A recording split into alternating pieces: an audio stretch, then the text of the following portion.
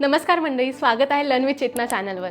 मागच्या व्हिडिओमध्ये आपण मेटा ॲड्स म्हणजे काय, ते कसं काम करतं, त्याचे ऑब्जेक्टिव्हज काय हे सगळं पाहिलं। या व्हिडिओमध्ये आपण मेटा ॲड्सचा सेटअप कसा करायचा हे डिटेलमध्ये समजून घेणार आहोत। पूर्ण सेटअप हा आपण स्टेप बाय स्टेप बघणार आहोत। त्यामुळे माझी रिक्वेस्ट आहे तुम्हाला, जर तुम्ही एक एक्स्ट्रा डिव्हाइस घेऊन जर व्हिडिओ पाहिला तर तुम्ही देखील स्टेप बाय स्टेप तुमचं मेटा ॲड अकाउंट सेटअप करू शकता।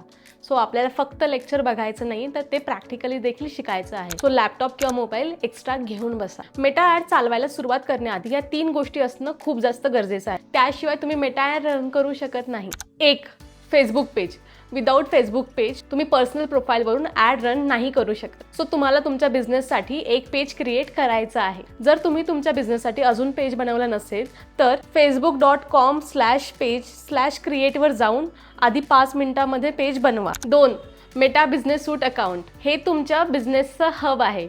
इथून तुम्ही ॲड्स मॅनेजर, तुमचं इंस्टाग्राम, तुमचं फेसबुक सगळं मॅनेज करू शकता। जर हे तुम्ही अजून सेटअप केलं नसेल तर business.facebook.com वर जाऊन सेटअप करता येतं। 3, पेमेंट मेथड। तुमच्या ॲड अकाउंटला तुम्हाला पेमेंट मेथड ॲड करणं फार गरजेचं आहे। त्याशिवाय तुम्ही ॲड रन नाही करू शकत। पेमेंटसाठी तुम्ही क्रेडिट कार्ड, डेबिट कार्ड किंवा नेट बँकिंग तसेच रेझर पे, UPI थ्रू देखील पैसे ॲड करू शकता। इंडियामध्ये काही बँक्स डेबिट कार्ड ब्लॉक करतात। अशा वेळी तुम्ही प्रीपेड ऑप्शन चूज करू शकता आणि रेझर पे थ्रू, UPI थ्रू तुम्ही पेमेंट करू शकता। पहिल्यांदा आपण मेटा बिझनेस सूट कसं सेटअप करायचं स्टेप बाय स्टेप हे बघूयात। सर्वात पहिलं business.facebook.com वर जा। तुमच्या फेसबुक अकाउंटने लॉग इन करा। स्टेप 2, बिझनेस अकाउंट बनवा। क्रिएट अकाउंटवर क्लिक करा। बिझनेसचं नाव, तुमचं नाव आणि ईमेल टाका। स्टेप 3, फेसबुक पेज कनेक्ट करा। ॲड ॲसेटमध्ये जाऊन तुमचं फेसबुक पेज कनेक्ट करा। जर इंस्टाग्राम अकाउंट आहे तर तेही कनेक्ट करा, त्यामुळे इंस्टाग्रामवर पण ॲड्स दिसतील। स्टेप 4, ॲड अकाउंट बनवा। ॲड अकाउंटमध्ये जाऊन क्रिएट न्यू ॲड अकाउंटवर क्लिक करा। ॲड अकाउंटचं नाव, टाईम झोन, करन्सी हे प्रॉपरली सिलेक्ट करा। एक महत्त्वाची टिप, टाईम झोन आणि करन्सी सुरुवातीलाच नीट सेट करा, नंतर बदलता येत नाही। स्टेप 5, पेमेंट मेथड ॲड करा। पेमेंट सेटिंगमध्ये जाऊन कार्ड किंवा नेट बँकिंग ॲड करा। मेटा इंडियामध्ये पोस्टपेड बिलिंग वापरतं, म्हणजेच आधी ॲड चालतात, नंतर पैसे कापले जातात। आता नेक्स्ट इम्पॉर्टंट गोष्ट, मेटा पिक्सल। मेटा पिक्सल म्हणजे नक्की काय आणि त्याचं काय महत्त्व आहे हे आपण समजून घेऊयात। मेटा पिक्सल कोड जर सेटअप केलेला नसेल तर तुम्हाला तुमच्या लीड्स वेबसाईट सोबत ट्रॅक करता येत नाही। मेटा पिक्सल कोड म्हणजे काय? एक कोड जो तुम्हाला तुमच्या वेबसाईटवरून जनरेट करायचा असतो। तुम्ही विचाराल हा कोड काय करतो? तर हा कोड कस्टमर तुमच्या वेबसाईटवर आल्यानंतर तो नक्की काय करतो, काय ॲक्शन्स घेतोय हे सगळं ट्रॅक करून तो डेटा मेटाला देतो। आणि हा डेटा मेटाला मिळाल्यानंतर या 3 इम्पॉर्टंट गोष्टी करता येतात। एक, रिटार्गेटिंग। फॉर एक्झाम्पल, कोणीतरी तुमच्या वेबसाईटवर आलं, त्याने तुमच्या प्रोडक्ट कार्टमध्ये ॲड केलं पण परचेस केलं नाही। अशा वेळी मेटाने तो डेटा कॅप्चर केला की या व्यक्तीने तुमचं प्रोडक्ट बघितलं पण परचेस केलेलं नाहीये। नेक्स्ट कॅम्पेनमध्ये तुम्ही मेटाला सांगून त्या क्राऊडला टार्गेट करू शकता, यालाच रिटार्गेटिंग म्हणतात। आणि तुमचं प्रोडक्ट त्यांच्यासाठी ऑलरेडी नोन असतं, त्यामुळे त्यांचे परचेसचे चान्सेस जास्त वाढतात। लक्षात ठेवा, इवन ऑर्गॅनिक टार्गेटिंगपेक्षाही रिटार्गेटिंगचे रिझल्ट जास्त पॉवरफुल आहेत। जर पिक्सल कोड नसेल तर मेटाला समजणार नाही कोण वेबसाईटवर आलं, त्यांनी काय ॲक्शन्स घेतल्या। 2, लुकलाईक ऑडियन्स। पिक्सल तुमच्या वेबसाईटवर येणाऱ्या लोकांचा डेटा गोळा करतो आणि तुम्ही तो डेटा मेटाला फीड करून अशा प्रकारचा ऑडियन्स शोधा असं सांगू शकता। याच्यामुळे तुम्हाला ॲड्सचे रिझल्ट जास्त पॉवरफुल आणि जास्त कन्व्हर्जनवाले मिळू शकतात। 3, कन्व्हर्जन ट्रॅकिंग। कोणी ॲड बघून तुमच्या वेबसाईटवर आलं आणि त्याने ॲक्च्युअली परचेस केलं तर तो डेटा तुम्हाला समजतो, म्हणजे कोणती ॲड खरंच रिझल्ट देते, कोणत्या ॲडमुळे जास्त माझे परचेस होत आहेत, सेल्स होत आहेत, हे तुम्ही प्रॉपरली मेजर करू शकता। आणि जी ॲड चांगली रिझल्ट देते ती तुम्ही स्केल करू शकता। आता सर्वात इम्पॉर्टंट गोष्ट, पिक्सल कोड सेटअप कसा करायचा ते पण आपण या व्हिडिओमध्ये बघणार आहोत। मेटा बिझनेस सूटमध्ये इव्हेंट मॅनेजरवर जा, कनेक्ट डेटा सोर्सेसवर क्लिक करा, वेब निवडा, पिक्सल बनवा। नंतर तो कोड तुमच्या वेबसाईटच्या हेड सेक्शनमध्ये पेस्ट करा। वर्डप्रेस वापरत असाल तर मेटा पिक्सल प्लगइन इन्स्टॉल करा।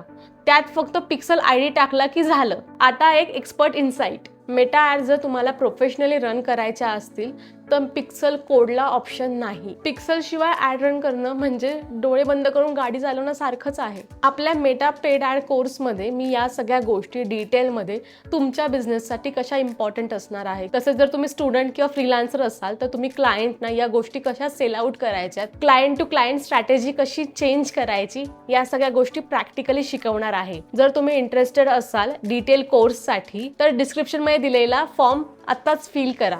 त्यामुळे तुम्हाला अर्ली बर्ड डिस्काउंटचा ऍक्सेस मिळणार आहे. आता पुढे जाऊयात. सगळा सेटअप तर झाला. आता फर्स्ट कॅम्पेन कसं लॉन्च करायचं हे देखील बघूयात. स्टेप 1, business.facebook.com वर जा. डाव्या बाजूला ऍड्स मॅनेजरवर क्लिक करा. स्टेप 2, क्रिएट वर क्लिक करा. स्टेप 3, ऑब्जेक्टिव्ह निवडा. आपण प्रॅक्टिस म्हणून लीड्स निवडूया, कारण हे सगळ्यात जास्त बिझनेसेससाठी युजफुल आहे, स्पेशली जर तुम्ही सर्व्हिस बेस्ड इंडस्ट्रीमध्ये असाल. स्टेप 4, कॅम्पेनना नाव द्या. नाव असं द्यायचं आहे की जे तुम्हाला नंतर ओळखता येईल. For example, learn with Chetana leads July 2026. Step 5, ad set लेवलवर या. तिथे 3 महत्त्वाचे डिसिजन आहेत.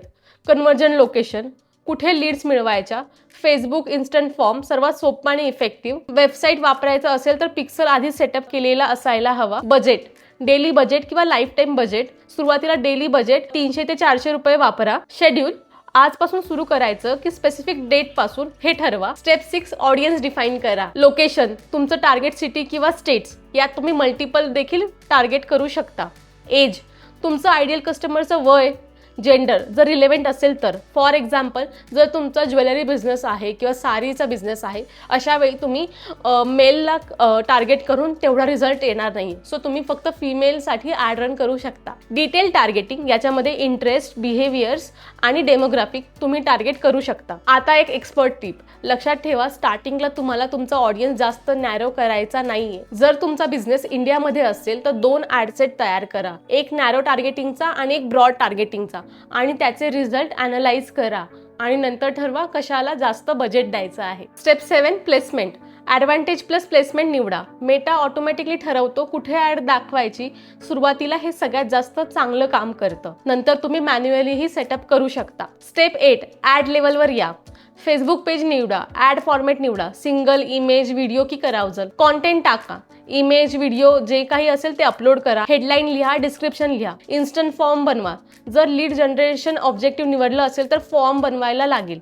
यात विचारायचे क्वेश्चन, नाव, फोन नंबर, ईमेल किंवा सिटी, जे क्वेश्चन्स तुमच्या बिझनेससाठी रिलेटेड आहेत ते निवडा. लक्षात ठेवा, खूप जास्त मोठा लीड फॉर्म आपल्याला बनवायचा नाहीये. जेवढा लीड फॉर्म डिटेल असेल तेवढंच भरणाऱ्यांची संख्या देखील कमी होत जाते. आणि स्टेप 9, पब्लिश करा. मेटा काही तासात तुमची ॲड रिव्ह्यू करतं आणि काही तासातच तुमची ॲड लाईव्ह झालेली असते. आता सगळ्यात इम्पॉर्टंट पार्ट, नवीन मेटा ॲड्स रन करणारे या 5 मिस्टेक्स करतात आणि त्यामुळे त्यांचा बजेट आणि बिझनेस दोन्ही वेस्ट जातं. 1, चुकीचं ऑब्जेक्टिव्ह निवडणं. फॉर एक्झाम्पल, एंगेजमेंट ऑब्जेक्टिव्ह निवडून तुम्ही जर लीड्स एक्सपेक्ट करत असाल तर ते होणार नाहीये. चूक 2, खूप कमी बजेट ठेवणं. लक्षात ठेवा, मेटाच्या अल्गोरिदमला तुमची ॲड डिस्ट्रीब्यूट करण्यासाठी एक ऑप्टिमम बजेट देणं खूप गरजेचं आहे. सो स्टार्टिंगला बेअर मिनिमम तुम्ही 300 ते 400 पासून सुरुवात करणं गरजेचं आहे, जर तुम्हाला तुमची ॲड चांगली डिस्ट्रीब्यूट व्हावी, चांगल्या लीड्स याव्या किंवा चांगला सेल व्हावा हे वाटत असेल. चूक 3, लर्निंग फेजमध्ये ॲड बंद करणं. बऱ्याच वेळा आपण नवीन शिकलेलो असतो, ॲड रन करतो आणि आपल्याला वाटतं अरे रिझल्ट मनासारखा येत नाही आणि आपण 4 ते 5 दिवसामध्ये ॲड बंद करतो. हे करायचं नाही आहे. हे केल्यामुळे मेटाचा लर्निंग फेज डिस्टर्ब होतो आणि तुम्हाला कधीच डिझायर रिझल्ट मिळत नाही. लक्षात ठेवा, 7 ते 14 दिवस हा मेटाचा लर्निंग फेज असतो. यामध्ये मेटा तुमच्या ॲडसाठी योग्य ऑडियन्स शोधत असतं. चौथी चूक, सिंगल क्रिएटिव्ह टेस्ट करणं. लक्षात ठेवा, तुम्ही जर एक ॲड रन करत असाल तर तुम्हाला मल्टिपल क्रिएटिव्हजवर काम करायचं आहे. प्रत्येक ॲडसाठी तुम्ही कमीत कमी 4 ते 5 क्रिएटिव्ह टेस्ट करायला पाहिजे आणि जे क्रिएटिव्ह तुमचं जास्त चांगलं परफॉर्म करेल त्याला मेटा ऑटोमॅटिकली जास्त बजेट देईल आणि ती तुमची विनिंग क्रिएटिव्ह असेल. 5वी चूक, जी फक्त एक्सपर्टच नाही तर एजन्सी लेवलचे एक्सपर्ट देखील करतात. लक्षात ठेवा, कॅम्पेन लॉन्च केल्यानंतर आपल्याला ते विसरून जायचं नाही. आठवड्यातून कमीत कमी 2 ते 3 वेळा जाऊन तुम्हाला चेक करायचं आहे तुमची ॲड कशी परफॉर्म करते. CTR, CPL, रीच या सगळ्याचं तुम्हाला प्रॉपर ट्रॅकिंग करायची आहे. या सगळ्या गोष्टी कन्सिडर करणं खूप जास्त गरजेचं आहे. तर आजच्या व्हिडिओमध्ये आपण शिकलो, 1, मेटा ॲडसाठी काय काय लागतं. पेज सेटअप करणं, बिझनेस सूट सेटअप करणं, ॲड्स मॅनेजर ओपन करणं, हे सगळं आपण समजावून घेतलं. मेटापिक्सल म्हणजे काय, मेटापिक्सल कोडचे काय काय फायदे आहे आणि ते सेटअप कसं करायचं, तुमचं पहिलं कॅम्पेन कसं लॉन्च करायचं स्टेप बाय स्टेप, आणि लास्ट आणि मोस्ट इम्पॉर्टंट, नवीन ॲडव्हर्टाइजमेंट करणारे लोक मेटावर कोणत्या कोणत्या चुका करतात ज्या तुम्ही रिपीट नाही करणार आहे. पुढच्या व्हिडिओमध्ये आपण बघणार आहोत मेटाचं ॲड कॅम्पेन कसं बनवायचं, प्रॉपर ऑडियन्स, बजेट आणि स्ट्रॅटेजी कशी निवडायची. पुढच्या व्हिडिओमध्ये आपण रिअल क्लायंटचे एक्झाम्पल्स बघून हे सगळं समजून घेणार आहोत. जर तुम्हाला वाटत असेल की हे प्रॅक्टिकल व्हिडिओज असे सुरू राहावे तर हे व्हिडिओ जास्तीत जास्त लोकांपर्यंत पोहोचवा. चॅनलला सबस्क्राईब केलं नसेल तर सबस्क्राईब करा आणि कमेंटमध्ये तुम्हाला व्हिडिओ कसा वाटला हे सांगायला विसरू नका. थँक्यू.